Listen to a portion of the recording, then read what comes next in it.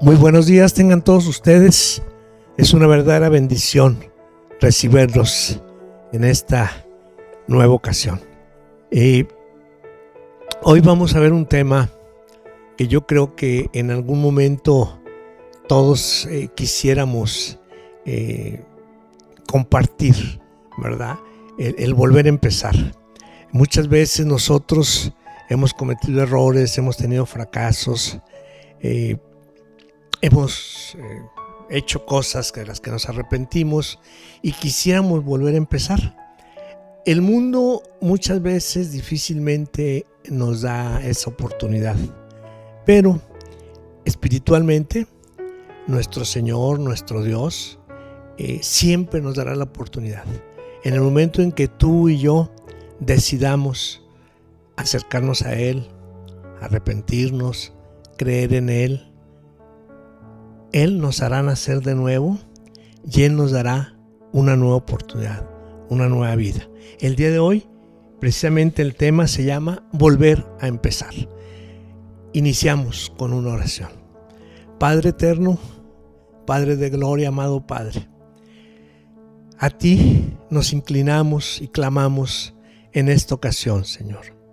Te pedimos, Señor, por todos los hermanos que el día de hoy están viendo esta prédica, Señor, para que en el santo nombre de nuestro Señor Jesucristo, Señor, liberes a todos nuestros hermanos de enfermedad, de soledad, de angustia, de miedos, de drogas, de toda amenaza hacia sus familias, Señor, hacia sus hijos, hacia sus matrimonios, Señor. Ten misericordia de nosotros, derrama tu gracia, Señor. Que tus hijos, Señor, nosotros demos testimonio de que tú eres un Dios grande, fuerte, poderoso, que escucha a sus hijos, que protege a sus hijos, que libera a sus hijos, Señor, y que les da una oportunidad cada día de tener una nueva vida en tus caminos, en tu luz y en tu bendición. Te lo pedimos, Señor, en el nombre de tu Hijo, nuestro Señor Jesucristo. Amén, amén y amén. Miren, hermanos, muchas veces nosotros, a través de la vida, y no muchas veces, es siempre, pasamos por diferentes etapas. Es definitivo, hermanos, que bueno, cuando eres niño, pasas a la adolescencia, pues tienes que volver a comenzar. O sea, ya no puedes patalear, ya no puedes lloriquear, ya no puedes hacer lo que hacías de niño, ensuciarte en tu ropa, etcétera, que te den en la boca. Tienes que volver a empezar, tienes que ir en todo un proceso para volver, para vivir en una nueva etapa de la vida. Y así cuando pasas a joven, cuando pasas a adulto, cuando eres padre o madre, cuando eres abuelo posteriormente, son situaciones diferentes en la vida.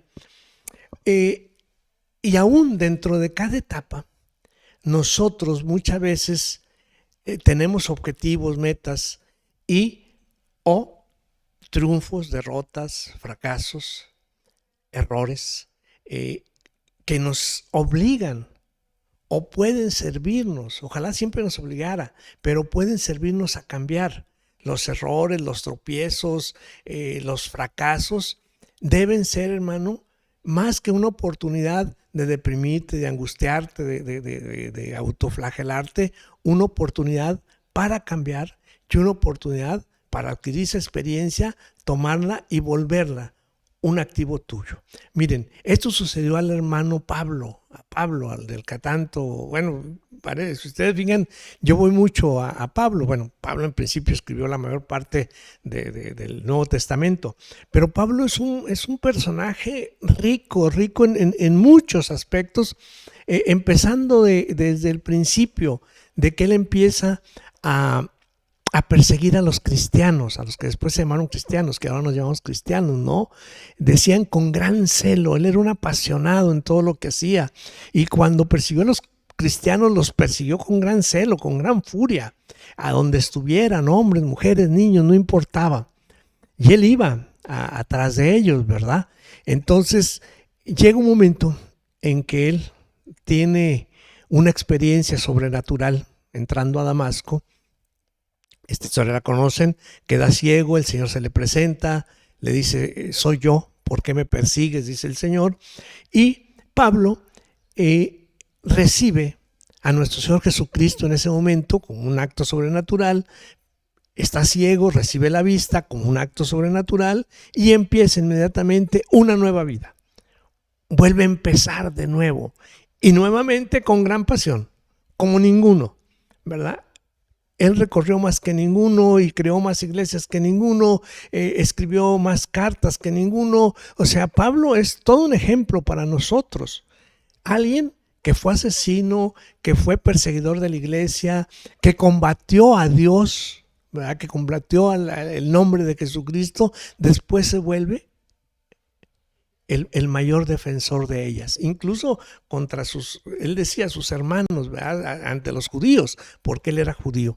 Entonces, Pablo, hermanos, llega un momento en que soporta prisiones, soporta golpes, soporta insultos, soporta mentiras, falsas acusaciones, cárcel, soporta todo. Finalmente enfrenta la muerte, por ser fiel a esa palabra. Y él empieza en su nueva vida a buscar y a conseguir cosa contraria a lo que antes había tenido en su anterior vida. En su anterior vida era odio contra los cristianos, era muerte contra los cristianos, era persecución con los cristianos, destrucción de esa filosofía, de esa que él pensaba, una religión, una tendencia, una secta, y vuelve con todo lo contrario. Él vuelve a empezar su vida ahorita vamos a ver un ejemplo de qué era Pablo ya en su vejez, de qué era Pablo en su nueva vida, en su nuevo comienzo. Ese Pablo que da todo por el prójimo. Vamos a ver cómo Pablo había empezado a sembrar iglesias, sobre todo en el Asia Menor, y empieza a dejar sembrados muchos discípulos, ¿verdad? Uno de ellos es Filemón. Filemón, dice la tradición, no lo dice la Biblia, pero se dice que Filemón fue uno de los 70 enviados por Jesucristo a hacer milagros en su nombre. Entonces Filemón sí había conocido a Cristo, lo había visto, es más, había sido su discípulo. E incluso era de los que había ido de 2 en 2 a hacer milagros, decir, a curar enfermos, ir a expulsar el demonio, ir a predicar mi evangelio. Entonces Filemón vuelve a su tierra. Tal parece que Filemón, por lo que dicen, era un individuo acomodado, que incluso tenía esclavos, cosa que se acostumbraba en aquella época, que tenía una casa grande, alojaba una iglesia en su casa, y tiene una experiencia ahí que en aquel tiempo podía haber sido común. Uno de sus esclavos se le escapa. Y por lo que se insinúa en la Biblia, por lo que se logra ver, ese esclavo le hace alguna cosa, le roba algo o simplemente se escapa. Esos esclavos que escapaban eran buscados por la ley, por la justicia, e incluso eran apresados e incluso podían ser muertos, ¿verdad? Una vez que los devolvían al amo, el amo podía decidir sobre un castigo severo o muy severo o incluso la muerte. Los esclavos eran considerados como menos que objetos, mucho menos que objetos, y ya no digamos a veces menos que un buey, que una cabra. ¿Por qué? Porque esas daban algún producto.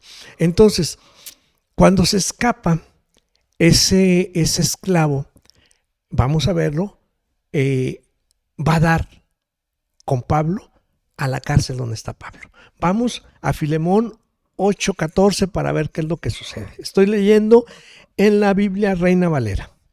Dice Pablo en el versículo 8, por lo cual, aunque tengo mucha libertad en Cristo para mandarte lo que conviene, más bien te ruego por amor, siendo como soy, Pablo ya anciano y ahora además prisionero de Jesucristo, te ruego por mi hijo Onésimo, a quien engendré en mis pasiones, el cual en otro tiempo te fue inútil, pero ahora a ti y a mí nos es útil, el cual vuelvo a enviarte. Tú, pues, recíbele como a mí mismo. Yo quisiera retenerlo conmigo, para que en lugar tuyo me sirviese en mis prisiones por el evangelio. Pero nada quise hacer sin tu consentimiento, para que tu favor no fuese como de necesidad, sino voluntario. Dice la otra versión, Dios habla hoy. Por eso, aunque en nombre de Jesucristo tengo derecho a ordenarte lo que debes hacer, prefiero rogártelo en el nombre del amor. Yo, Pablo, ya anciano y ahora preso por causa de Cristo Jesús, te pido por favor por mi hijo Onésimo, de quien he llegado a ser padre según la fe aquí en la casa. En otro tiempo, Onésimo fue para ti un esclavo inútil, pero ahora nos es útil tanto a ti como a mí. Te lo envío de nuevo. Es el hijo de mis entrañas. Yo hubiera querido que se quedara conmigo para que me sirviera en tu lugar mientras estoy preso por causa del evangelio. Pero no quiero hacer nada que tú antes no hayas aprobado, para que el favor que me haces no sea por obligación, sino por tu propia voluntad. Aquí, hermanos, hay tres personajes. Pablo por un lado, Filemón por otro y Onésimo por otro. Pablo, que había sido un perseguidor, había encontrado a Cristo, había vuelto a empezar una vida y ahora era un apóstol del Señor, que se atravesara lo que se atravesara, pasara lo que pasara, tuviera el costo que tuviera, él predicaba a nuestro Señor Jesucristo. Por otro lado, estaba Filemón, que era un agente que conocía a Pablo. Varias veces se mencionan, hay mucha relación entre ellos. Filemón encabezó una iglesia, como les digo, y Onésimo, que era un esclavo que había fallado. Entonces, en este caso, dice Pablo lo recibe y lo reconoce, sabe que es el esclavo de Filemón. Ya en la cárcel, como Pablo acostumbraba a hacer, en la cárcel Pablo no desaprovechaba oportunidad para evangelizar a la gente, para darle a conocer el evangelio, para darle a conocer a Cristo.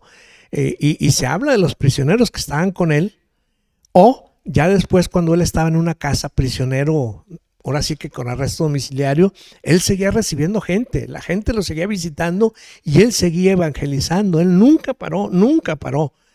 Sus guardias, los que lo cuidaban, en diferentes momentos, en diferentes prisiones, fueron convertidos. O sea, él, a quien se le atravesaba, él a lo suyo, ¿sí? Iba inmediatamente a tratar de hacerles llegar la palabra de Cristo. Entonces, él en este momento se pone a defender a Onésimo, ¿verdad? Intercede por él ante el que había sido su esclavista, ¿verdad? Y al final le dice, yo lo puedo retener, pero no lo quiero hacer sin tu consentimiento. Legalmente el esclavo le pertenecía al otro, aunque ahorita suene bárbaro, en aquel tiempo era la costumbre, así era. Él dice, es que es tuyo y no te lo voy a quitar, aunque a mí me sirve, pero te lo devuelvo para que tú des tu consentimiento, tomes la decisión que tomes. Entonces, Pablo considera que su labor en cualquier momento, en cualquier lugar, era llevar la palabra. Pablo estaba preso siendo inocente. Pablo no había matado a nadie, Pablo no había robado a nadie, Pablo no había contado mentiras, no había abusado de nadie. Pablo, su pecado era seguir predicando la palabra. Él está en la cárcel porque los judíos y un grupo de personas habían inventado una serie de cosas y lo habían mandado preso. Pero Pablo seguía dando luz, predicando. Y a pesar de estar en situaciones de estar preso injustamente, él seguía, dice la palabra, cantando alabanzas en su prisión, dando la palabra a sus carceleros y a la gente que lo visitaba y a otros presos. A diferencia de muchas veces en nuestras vidas, hermano, nosotros tendemos a que estamos bien y gloria a Dios y gracias a Dios y el Señor, etcétera, etcétera. Pero cuando nos va mal, y peor aún a los que no conocen realmente al Señor y creen conocerlo, empiezan, no, es que Dios me castigó, Dios decidió que me fuera mal, no, espérate, alto. Dios es un Dios de amor, es un Dios de luz, es un Dios de paz, es un luz de vida, es un Dios de vida. Él nunca, no puede, su naturaleza propia no se lo permite mandar algo malo a tu vida. Entonces, muchas veces nosotros, cuando nos va mal, en algún momento, yo también lo hice, sobre todo antes de conocer al Señor. Después de conocer al Señor ya no, ¿verdad? Gracias a Dios. Pero sí, antes de conocer al Señor, blasfemar en contra de Él, insultarlo, agraviarlo, maldecirlo, ¿verdad? Reclamarle, como si Él fuera mi sirviente o me debiera algo, ¿verdad? Cuando Él no me debe absolutamente nada, ¿verdad? Entonces, es muy común que nosotros hagamos eso. Pablo no. Pablo sigue alabando y bendiciendo al Señor y sigue trabajando en su obra. Entonces, esto nos da una idea de la estatura espiritual de Pablo. Dice él, ni la muerte, ni la vida, ni el dolor, ni príncipes, ni potestades, nada nos alejará de Dios, dice él. Y aquí nos lo demuestra. Entonces, ya vemos que este dolor que a veces se nos da no viene de Dios, ¿verdad? Viene porque, bueno, finalmente vivimos en un mundo caído, en un mundo donde es un terreno ajeno a nosotros. Acuérdense que nuestro Señor nos dice, Él lo dice, yo no soy de este mundo y ustedes no son de este mundo, ¿verdad? No son de este mundo. Entonces, ustedes decían en mi tiempo, había una frase que decía, vas a saber lo que es amar a Dios en tierra apache, ¿verdad? Caray, dice, donde ellos, si tú predicas a Cristo, te van a matar, te van a quitar te van a dejar sin cuero cabelludo. Entonces, nosotros debemos asumir y darnos cuenta que nosotros estamos en territorio enemigo, que nosotros no pertenecemos a este mundo, que esta carne no es el fin de nuestra existencia, que este es un paso transitorio, que estamos buscando una nueva vida, que vamos a tener una nueva vida muy diferente a la que actualmente tenemos. Entonces hay que dejar claro que este dolor, esta oscuridad, esta muerte, viene de que estamos en un mundo pecador. Y si bien es cierto, uno dice de repente, bueno, ¿y qué culpa tengo yo que Adán y Eva hayan pecado? Pues que los hayan castigado a ellos. No, el problema es que aunque no lo aceptemos, hermano, y aunque a veces nos cueste trabajo darnos cuenta, tú y yo somos pecadores de pensamiento, de palabra, de obra, de omisión. Y que si hubiéramos estado en lugar de Adán y de Eva, te aseguro que por nuestra naturaleza hubiéramos pecado. Nosotros a diario hacemos lo mismo. La tentación que está por ahí, la tentación de caer en el chisme, la tentación de caer en la mentira, la tentación de tener un mal pensamiento, un mal deseo, la tentación de odiar, la tentación de despreciar, la tentación de discutir, la tentación de decir malas palabras. Olvídate. Hubiéramos caído igual que él. Entonces, nosotros estamos en un mundo lleno de pecadores. Y suena muy aparentemente exagerado. Yo sé que alguna gente que no está en la fe y puede poner, no, el hombre es bueno por naturaleza. No, el hombre es malo por naturaleza. No hay uno solo que no peque. No hay uno solo que no peque. Entonces, el hombre es malo por naturaleza. Tiene la oportunidad de empezar de nuevo. Cuando empieza una nueva vida en otras condiciones, en este caso, aceptar a nuestro Señor Jesucristo, creer en Él, bautizarte y caminar en su camino. Entonces, nosotros de repente caemos en el mismo pecado de Dios. Este mismo pecado, de Adán y Eva, es el mismo. El diablo, entre otras cosas, dijo, seréis igual que Dios. ¿Y cuál es, hermano, el reclamo que hay ahorita de la sociedad avanzada? 1, Dios no existe. 2, yo soy el Dios de mi propio universo. Yo decido lo que es malo y lo que es bueno. Yo decido lo que está bien y lo que está mal, incluyendo si matar es bueno o es malo. Nuestra sociedad ya decidió que matar a los recién nacidos no es malo. Ya decidieron que matar a los ancianos no es malo. Ya decidieron que drogarse no es malo. Ya en algunas partes en la Ciudad de México, si a alguien le roban menos de 5,000 pesos, ya no es delito. Entonces, pues si te robaron, a diario te roban 500 pesos que traes ahí, pues no puedes hacer nada porque ya no es delito. Entonces, espérate, robar siempre será robar y será malo. Matar siempre será matar y siempre será malo. Pues nada más que te maten a ti a ver si no es malo. O maten, Dios no lo quiere, un ser querido, pues claro que es malo. Claro que es malo. El problema es que el hombre cae en el mismo error que cayó Adán y Eva. Esa promesa de ser como Dios, querer ser como Dios, aspirar a ser como Dios, determinar yo lo que es bueno y lo que es malo. No, yo me emborracho, pero Dios es mi amigo y es mi... No, espérate, Dios eso lo ve mal. El homosexual, Dios me ama, sí, sí te ama, pero no está de acuerdo con tu pecado. Y aún en amor, a la hora del juicio en su justicia, va a condenar ese pecado. Va a condenar ese pecado y el resultado no va a ser bueno. Entonces, las pequeñas mentiras, ese resultado no es bueno. Tenemos que volver a empezar. Tenemos que tener lo que dice nuestro Señor Jesucristo, una nueva mente. Una nueva mente basada, hermanos, en lo que es su voluntad, lo que es su palabra. Tenemos que ser hombres y mujeres nuevos, volver a empezar nuestra vida, partir, sí, de esos errores, ese pecado que seguramente tú y yo vivimos.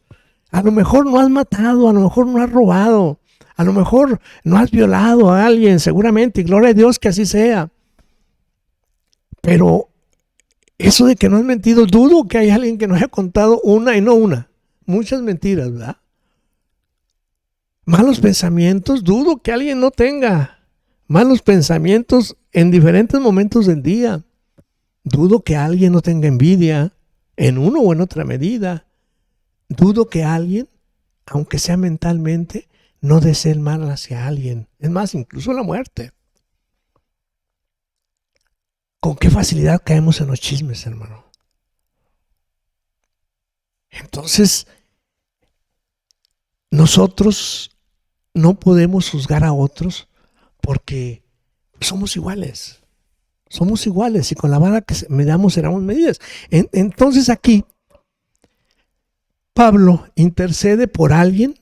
Pablo, siendo inocente, intercede por alguien que era culpable. En este caso, Onésimo. Onésimo merecía castigo. Incluso si su dueño quería, era la muerte. Y él le dice, espérate, yo pido clemencia para Onésimo, porque lo engendré en la prisión. Y esto engendré quiere decir, él aquí recibió a Cristo, él ya está preparado y va a ir a ayudarte. Dice, pudiera ayudarme a mí en lugar tuyo, pero quiero que vaya a ayudarte a ti.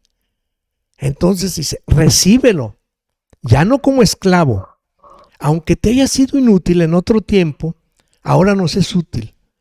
Recíbelo como a mí mismo. Fíjese lo que le pide Pablo, ya no lo recibes como esclavo, recíbelo como si me recibieras a mí y yo no soy esclavo.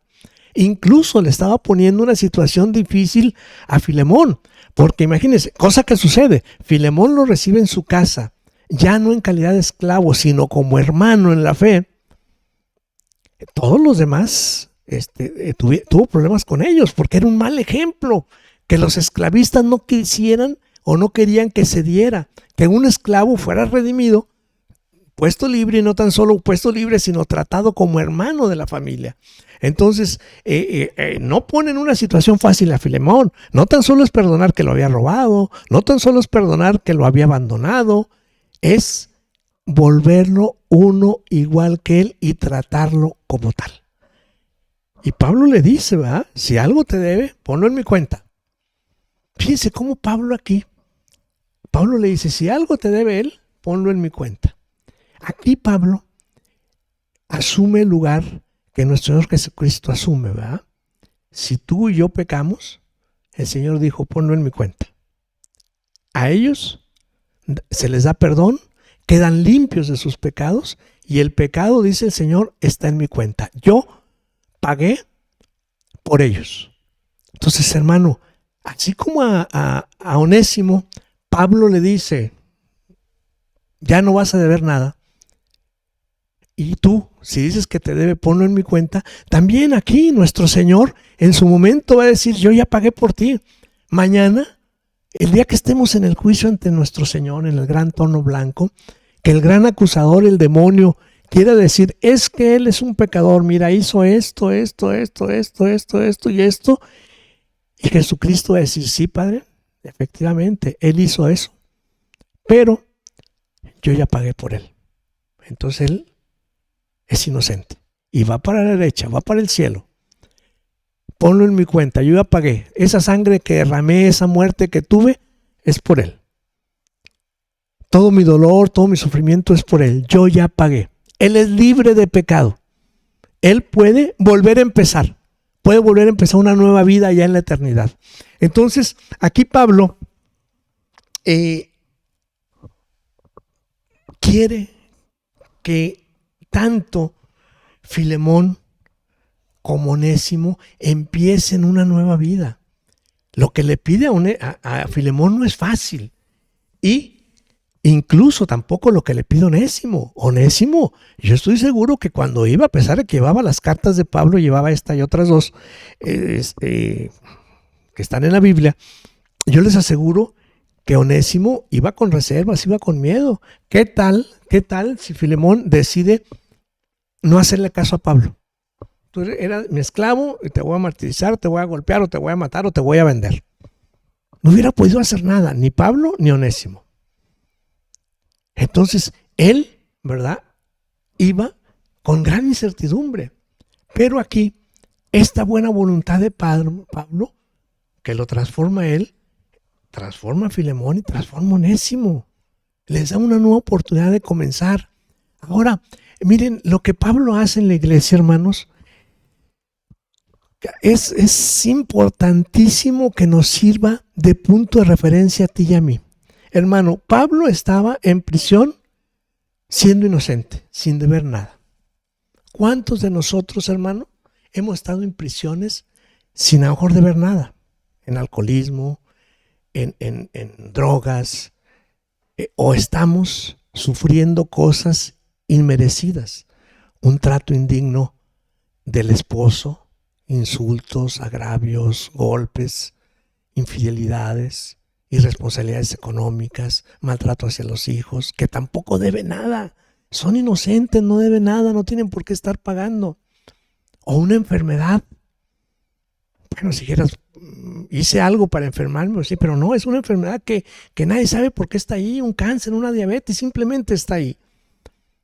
Entonces, dices tú, bueno, ves que si me pasó esta cosa mala, si tengo un mal matrimonio, si tengo una mala relación, si estoy enfermo, o estoy en la cárcel siendo inocente, o estoy en las drogas y quiero salir y no puedo, o estoy en el alcohol, estoy prisionero finalmente, estoy prisionero de una situación. Entonces, cualquiera podría decir que sería normal y natural, y en el mundo lo es, quejarte, renegar, amargarte, deprimirte, todo lo que tú quieras, todo lo malo que tú quieras, incluso algunos suicidarse, ¿verdad? Entonces, pero, ¿qué es lo que nos enseña Pablo? ¿Sabes qué? Si estás en prisión, procura llevar a otros una palabra de aliento. Procura llevar a otros una palabra de esperanza, una palabra de fe, una palabra de vida. ¿Y sabes qué, hermano? Cuando haces eso, cuando hacemos eso, hermano, algo queda en nosotros, algo queda en nosotros. Les comento, al principio, hace muchos años, estábamos aquí en nuestro hogar y nos habla la pastora y nos pide que vayamos a visitar a una señora en estado terminal de cáncer. ¿Por qué? Porque la señora está ahí en Gómez, donde vivimos nosotros, y nuestra iglesia estaba en Torreón, muy lejano de aquí, 15, 20 kilómetros. La señora estaba aquí a 3 kilómetros. Y ya nos dio la dirección y fuimos. Y llegar, hermanos, y ver a la señora postrada, ya en muy mal estado, en estado terminal. Acostada ya con sus huesitos pegados a la piel, demacrada, ojerosa. De hecho, ya no podía hablar. Es una de las cosas que en algún momento las gentes que tienen cáncer pierden el habla. No sé por qué. Yo lo vi en mi madre y lo vi en mi esposa, que murieron de eso. En paz descanse. Y lo he visto en otros. Y ver cómo llegamos, la señora aceptó, pues, la había pedido, fuimos a hacer oración, a llevarle palabra. Las hijas llegaron, la incorporaron con almohadas. La señora no podía sostenerse.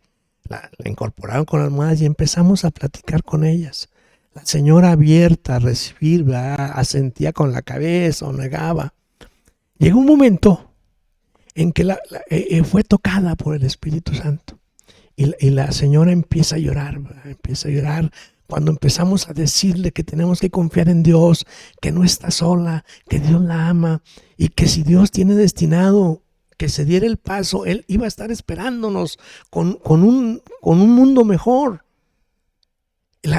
Y ver cómo conforme íbamos platicando con ella, orando por ella, la señora, su postura corporal empieza de estar totalmente deshecha, la señora empieza a enderezarse, ¿no? Sus ojos apagados empiezan a brillar, ¿verdad? Su cara demacrada empieza a dibujar una sonrisa. Y ver cómo cuando nos retiramos dejamos una persona, no nosotros, Dios dejó una persona totalmente diferente a la que a la que encontramos cuando llegamos. Una persona deshecha, tirada, deshecha totalmente. Y ver cómo la señora nos despidió con una sonrisa, sus ojos brillaban, su postura era diferente, ¿verdad? Dije, y luego cuando salimos le digo yo a mi esposa, le digo, oye, mi amor, ¿cómo te sientes? Me siento increíble. Que yo me siento más lleno de vida que nunca. Me siento pleno. Y me di cuenta de una cosa, hermano, que cuando Dios, tú te dispones y pones en tus manos el hacer lo que Pablo hacía, aún en condiciones malas, aún cuando estés enfermo, aún cuando estés con problemas, aún cuando estés en desgracia, ir a llevar la palabra a otro. ¿Sabes qué? Dios, el Espíritu Santo va a fluir a través de ti para llegar a otro.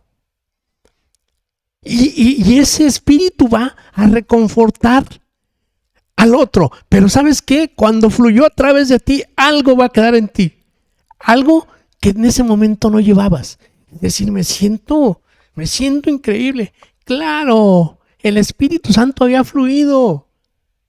Y me había llenado. Y luego había ido a llenar al otro.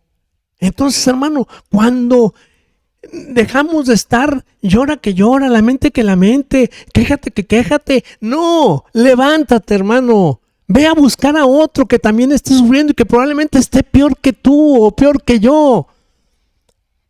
Levántate, hermano, ve y lleva la palabra. No importa Pablo que estuviera preso, no importa Pablo que estuviera latigado, Pablo seguía alabando al Señor. Y con eso se abrieron las puertas de la prisión. Pablo seguía hablándole a los que lo tenían preso, a sus carceleros. Pablo, como tú y como yo, no debemos parar. Esta es la nueva vida, este es el nuevo empezar para ti, para mí, hermanos. Basta de quejas, hermano, basta de lamentos, basta de estarte regodeando en tu propio dolor. Haz lo que Pablo, vuelve a empezar una nueva vida, vuelve a empezar con una nueva actitud, vuelve a empezar sabiendo que Dios, Cristo, el Espíritu Santo está en ti, contigo. y que eres portador de él, hermano, que lo puedes llevar a otra parte. Y ¿sabes qué? Ahí hay puros ganadores, como aquí ganó Pablo porque pudo cumplir con su misión, llevar la palabra, y te aseguro que sentirse bien. Ganó Filemón porque recuperó a alguien que le iba a ayudar, ya no un esclavo, recuperó un hermano que no tenía. Recuperó a alguien que le iba a ayudar a cumplir su misión, que era llevar la palabra. Y ganó Onésimo, que era alguien que había delinquido, pero que ahora, hermano, tenía un nuevo comienzo. Iba a volver a empezar. En la otra vida, antes dice aquí, antes, en otro tiempo te fue inútil. En otro tiempo, hermano, todos tenemos otro tiempo. Otro tiempo de pecado, otro tiempo de mentira, otro tiempo de cosas negativas. Hoy es momento de olvidar ese otro tiempo y empezar de nuevo, volver a empezar. Tú, hermano, tienes derecho como hijo de Dios a volver a empezar, a renacer de nuevo y renacer en una vida en plenitud, hermano. Pero está en ti. Es como el hijo pródigo. El hijo pródigo dice, llegó la razón, llegó la luz a su mente, dijo, caray, he pecado contra Dios y contra mi padre. Volveré, le pediré perdón y le diré, recíbeme como otro de tus criados. ¿Y qué fue lo que pasó con él? Venía de cuidar marranos y de mal alimentado. Los viajes en aquel entonces eran a pie y con el sol de Israel, olvídense, imagino un señor caminando 6-7 días sin bañarse, sin comer, y después de venir a comer marranos, ¿verdad? Cuando el padre lo ve que abre sus brazos, dijo, caray, no, primero ve, báñate. No, así lo recibió.